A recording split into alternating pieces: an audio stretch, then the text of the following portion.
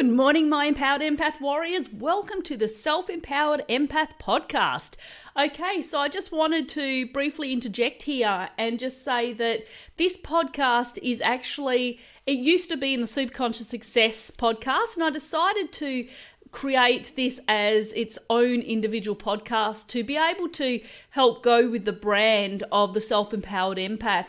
And so that you'll know that the content that you receive in this particular podcast is going to be related to empaths. It's going to be related to narcissistic abuse and energy vampires and codependency and powering up as that empath you are designed to be.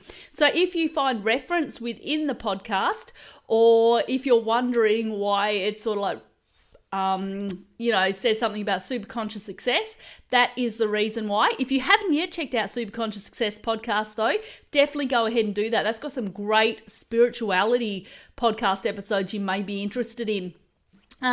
This particular podcast, this is a podcast of mine and Terra Bundance's, and we are here to help you to power up as that empath you are designed to be. With both of us having struggled with codependency and other, issues being around narcissists throughout our lifetime, then it has really opened our eyes, and it's really something we are very passionate about.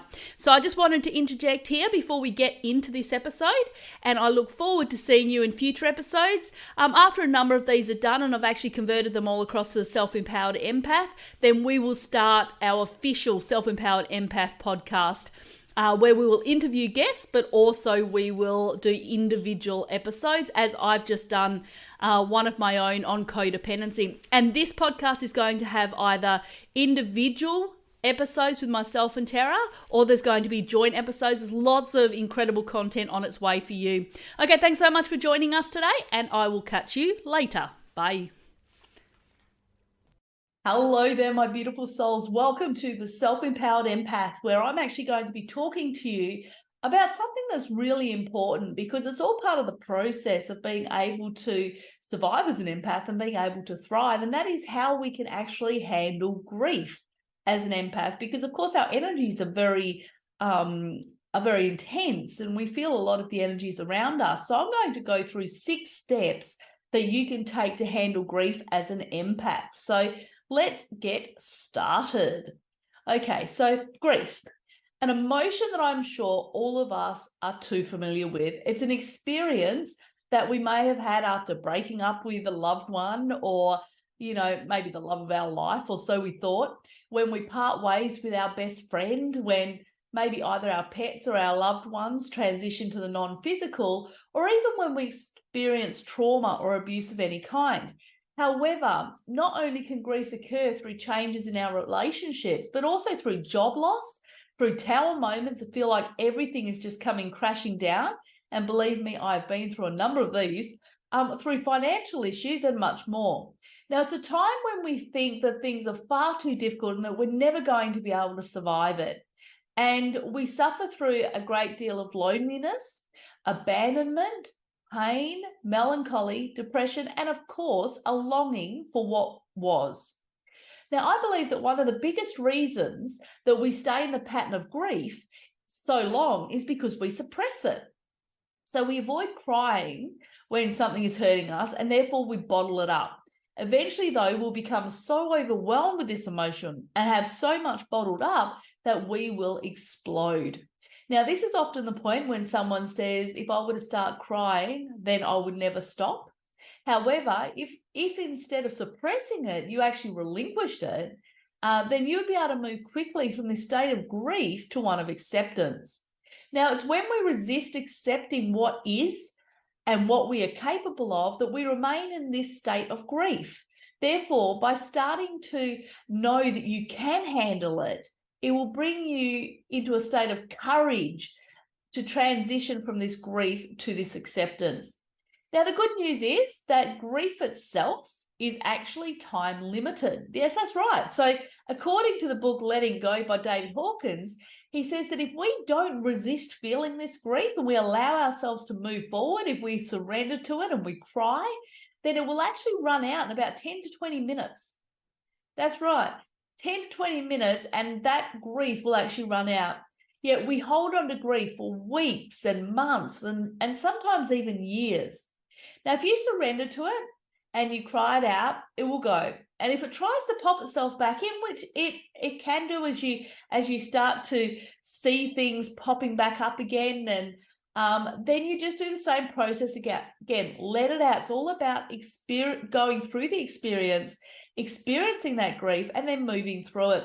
And in a very short period of time, you'll come to this place of acceptance. You've accepted that it's happened. You know that it's happened. There's nothing that you can do about it. And so you just accept it and you move through it. And this is a place that you can start to just remember the good times, or be able to move to the next stage of your life. Now, for instance, the other day, I went down to the supermarket, and for those that don't know, my son, he's 21. A few weeks ago, he actually moved to the other side of Australia to live with his girlfriend, who are soulmates. And so my son and I were incredibly close. We are incredibly close. And he's the most remarkable guy that I've ever known. He's so calm and cool and collected. And however, for a parent that is incredibly close to their child, when they move away, it's a level of grief that is often difficult to get through, but you can do it through following this process. And after he left, my husband was super supportive, and he knew how I would be feeling because we were like really, really close. And so he just hugged me as I just cried, and I cried and I cried. And then when I did that, I released that and I got to a place of acceptance. Okay, he's gone now. Okay, he's now moved to the other side. It's okay because I can still see him, or it's okay because I've got such great memories. However, I went out the other day, and even though I'd moved through that and doing brilliantly, and I speak to him every day and everything's great, I went to the place that he used to work the other day. He used to work at a supermarket, and all of these memories started flooding back. Memories of the last day that I saw him on his shift, completing his shift, and I went to pick him up. And so all of these memories came back, and there was just that little bit of sadness that came into me. But thankfully, I was able to then go back and remember, it's okay. He's happy. He's in a good place, and that acceptance came back again. But sometimes that's going to happen, and it's okay if that does happen and you feel sad. You can cry it out again. I said to my daughter the other day, and my daughter's 19, and she's a lash technician, and she's incredibly beautiful, incredibly smart, and she's a strong personality, and I love her to bits. But she moved out of home, and I said to her the other day, we were talking about emotions, and she's going through a bit of a hard patch, as 19-year-olds often do. And I said to her the other day, I said, it's okay to cry. In fact, we need to cry because we need to let it out. And we don't want to be suppressing our emotions. And, it's really important that we let our kids know that, so that they don't suppress their emotions. So when you think about it, the real psychological reason behind grief and mourning is actually that of attachment. So it's feeling like we've lost something. And in the case of our past relationships, we grieve because we feel we're never going to see these people again. Now, I just mentioned about my son moving to the other side of Australia. Well, that's just one example. Okay, he hasn't transitioned, but he's not in my life in the same way that he was previously. And I realized that it was my attachment to the fact that I wasn't going to have him here with me physically, which made me grieve. And so once I realized that it was this attachment to him that made me feel like this, I started to do even more work within myself to make sure that I felt complete and whole. I also realized that it was my dependence on him that made me grieve. So my son and I were like best friends. We talked about everything. And I realized I had a codependency on him that my body fought when he left.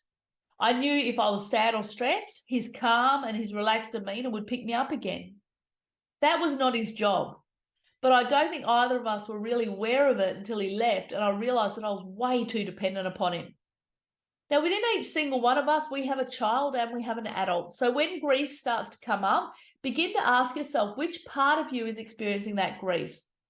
If you and your best friend had a fight, for instance, the child part of you may think it's the end of the world and start to wonder how you're going to go without this friend. The adult side of you may start thinking friendships come and go. I know this friendship has run its course, but there are so many other people that may be more suited to be my friend. Now, when we resist acceptance of a situation, it can block you through the process of grief, including denial and anger and guilt. Now, if you move through these emotions without resistance and accept them for being there, acknowledge that they are there and it's okay and necessary to just feel those emotions. Now, once you accept a situation for what it truly is, you can give up this resistance and you finally feel a sense of peace and serenity. Now, on a personal note, one thing that helps me work through my grief is the remembrance that all things are temporary and that things are always changing. This means that people will come in and out of our lives, we'll gain and lose employment, and we'll go through both highs and lows in our life. Doing this allows you to detach from the outcome and live in the present where truly all the magic happens. It's a good idea to assess the relationships in your life, especially if there's a chance that things are about to change, and figure out what internal needs they are satisfying right now. If you were to lose them, what feelings would come up and how can you balance your emotional life so that you're able to decrease the extent, the degree, and the number of attachments you have on other objects and people? Now, why is it that you're feeling so empty within yourself that you need other people to fulfill those needs? When our happiness is found within, then we're immune to the losses of the world because our ultimate purpose is to give love as much as we can. Okay, so you might be asking right now, I get it. Now I understand about grief and I understand about the importance of detaching from others, but how do I as an empath deal with grief? Because it's so much harder for us.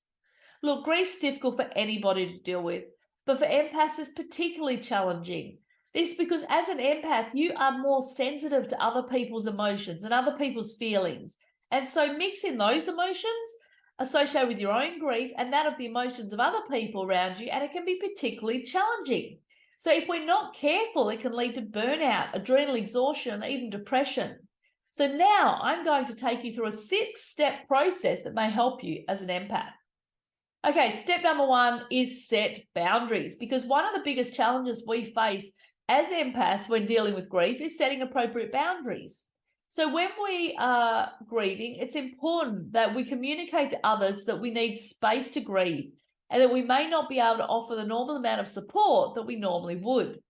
It's normal when something happens for others to want to reach out and comfort you when all you want is the space to process it and to process your emotions. Now, having too many people around you with their emotions can be overwhelming, so it's important to communicate this clearly with others.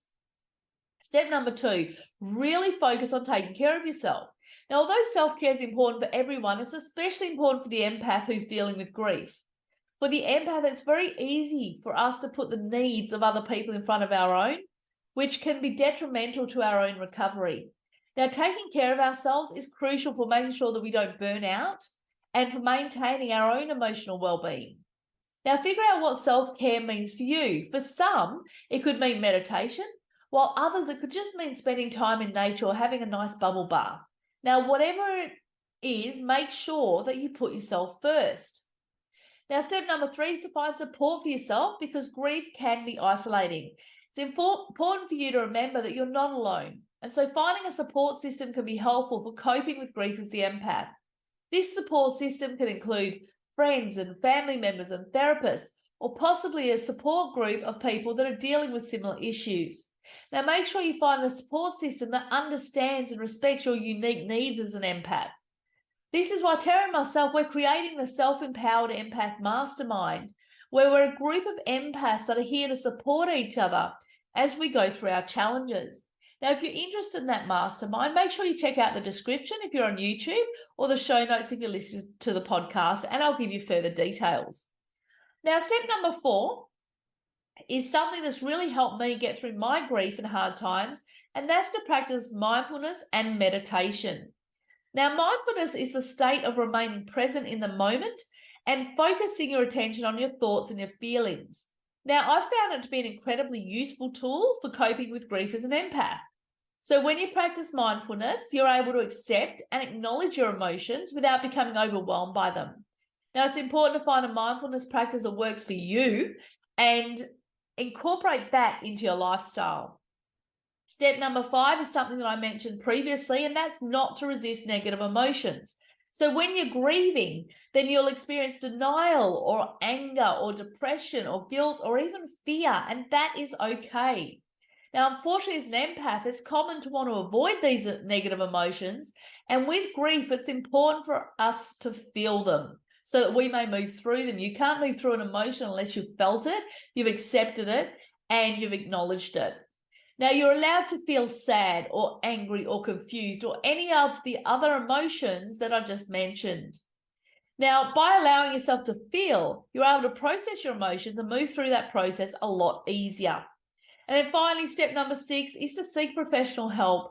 If you're really struggling to cope with that grief, you can seek help from a therapist or a counselor to help you navigate your emotions and heal from your loss. Or you can opt out for seeking any professionals that are there to help you thrive as an empath. So there you go. I hope that you've learned a lot from this video. I hope that you now have the 6 steps in place that you can actually move through that grief, remembering it is temporary and that we all have new cycles that are starting. As one cycle ends, another cycle starts.